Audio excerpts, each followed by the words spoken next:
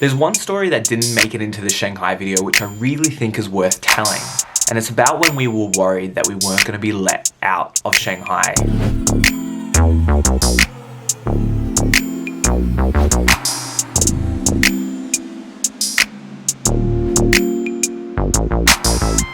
You probably should watch that video, but for those that haven't, it's about 7 or 8 at night and we're in Shanghai Pudong Airport trying to finagle our way into an alternate flight so we don't miss out on any of our trip in Phuket. See, we've gotten stuck in transit in Shanghai. Now that all failed, and the airport seemed to have hotel lobbies just inside the airport, and that's where we thought that they were going to shack us up for the night.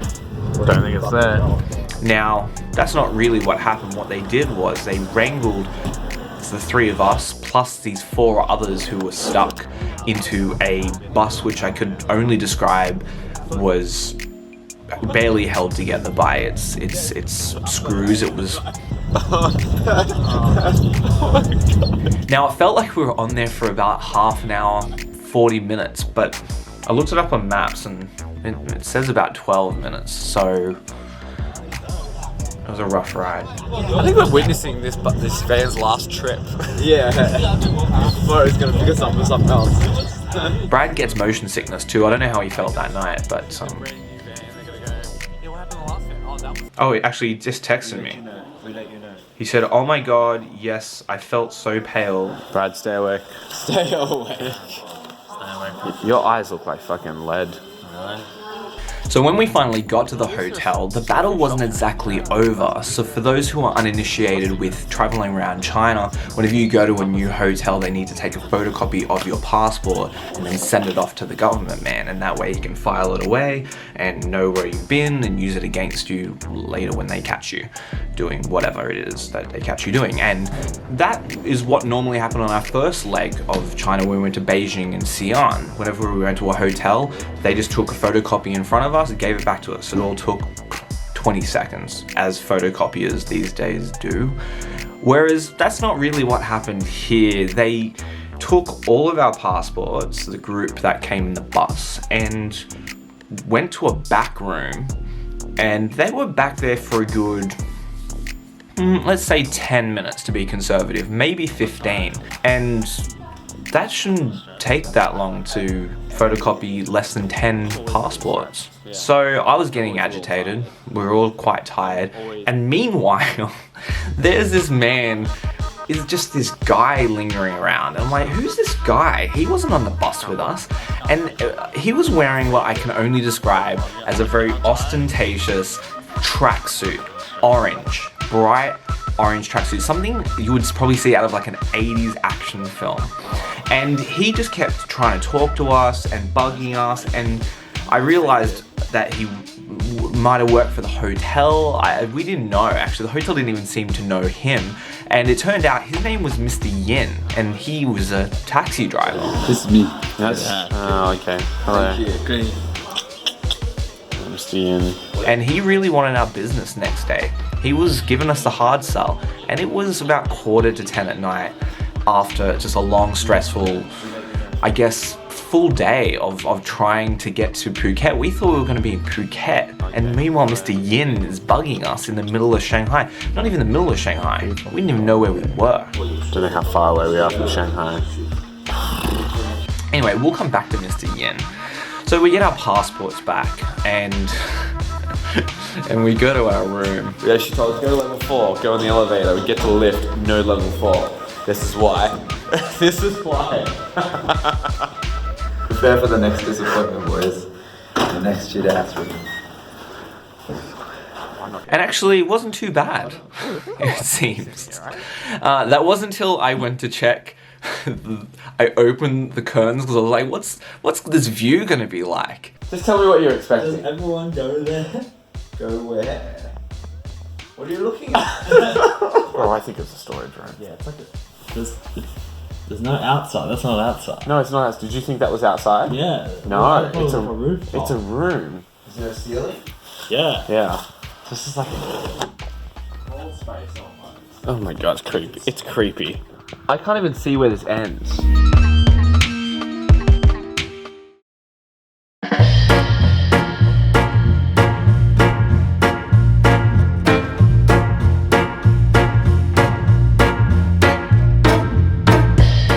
So we get about 6 hours sleep. I get up before the boys to go get shots of this Pudong district of Shanghai that we're in, and I walk through the doors of the lobby out into the car park, and guess who I see? I see that orange tracksuit, same clothes, Mr. Yin talking to another taxi driver. I don't even know if he's been home. He just looked the same, like he'd been standing there all night. He's probably been driving people around, but who knows?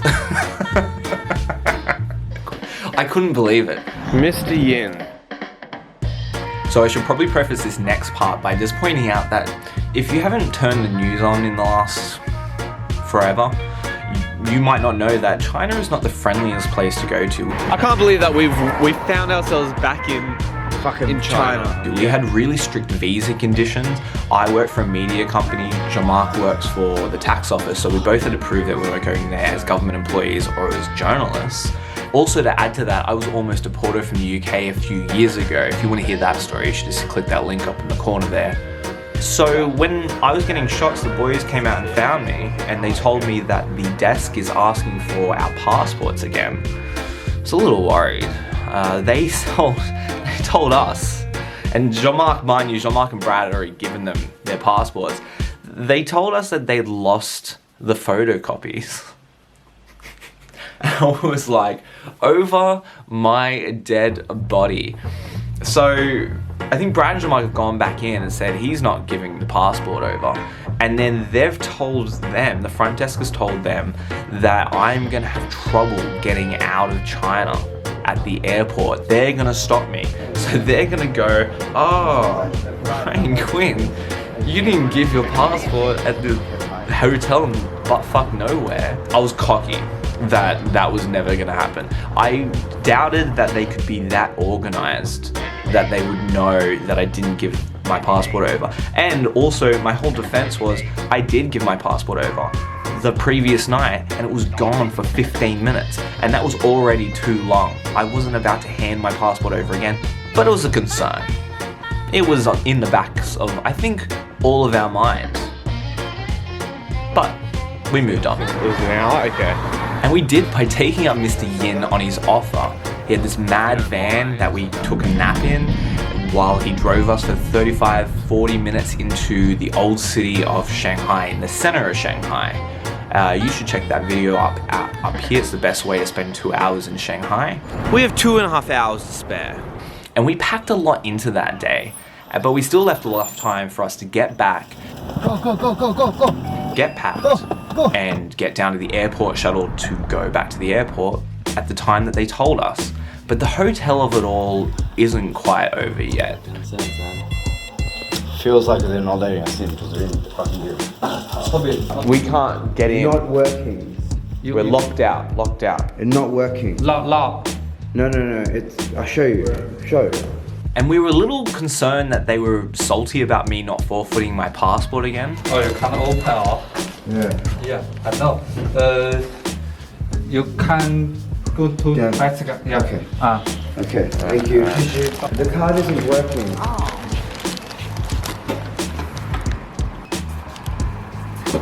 Thank you. Thank you. We went downstairs. Try it It's again. not working. Have you got a MasterCard? Thank you. Alright. See. What the fuck? So we're packing, we've got plenty of time, or well, at least we thought we did. So a maid knocks on the door and it's like, you were meant to go, you were meant to be gone. And we're like, not according to what we were told the night before. So I was like, well, we're not packed yet, so you need to go away. So she goes away. 5 minutes later, the phone rings. Hey, they're waiting for you at the bus. We're like, we still have 15 minutes. And again, there was a bit of a language barrier with all these people, so I couldn't understand whether or not there was a misunderstanding about the time the night before, whether or not the time had been changed and it just wasn't communicated to us. I don't know, but I told him, well, the reality of the situation is we're still not packed. We need at least 10-15 minutes. So I told him to go away, hung on the phone. 3 minutes later, there's a knock on the door. It's the hotel staff, and they're like, you need to get downstairs. They're waiting for you in the minibus.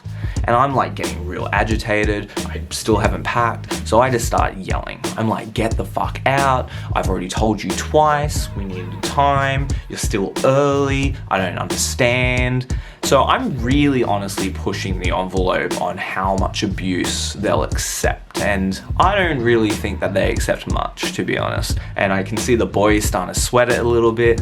And I was like, oh my God, I'm gonna get these boys and myself in a Chinese jail.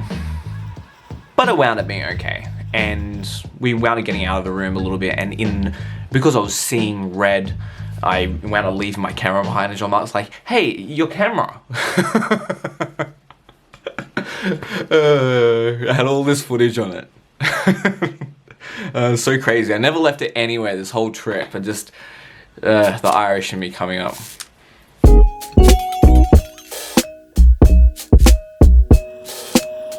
So we get down there, and it looked like everybody had been waiting for us in this minibus. I don't know how they all knew to get there at this time and we didn't.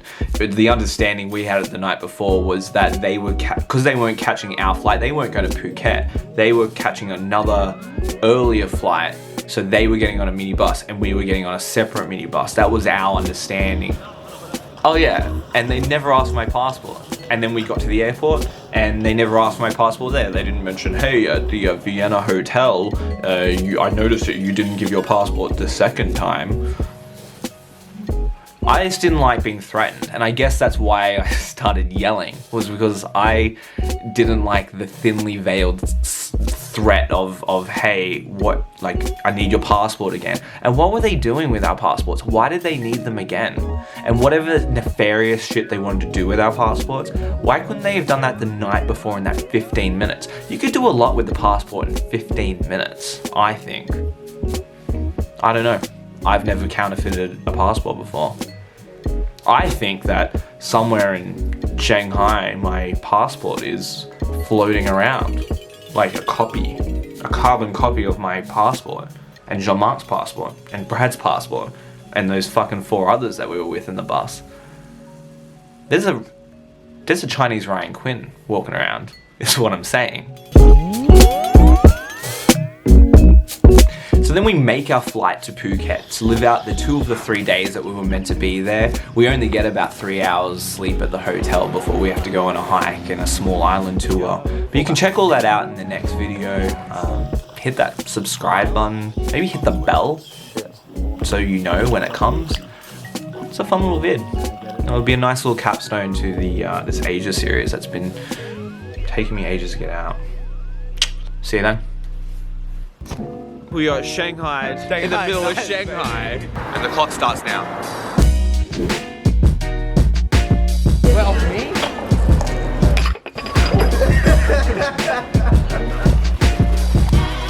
Where have you taken us, Willie?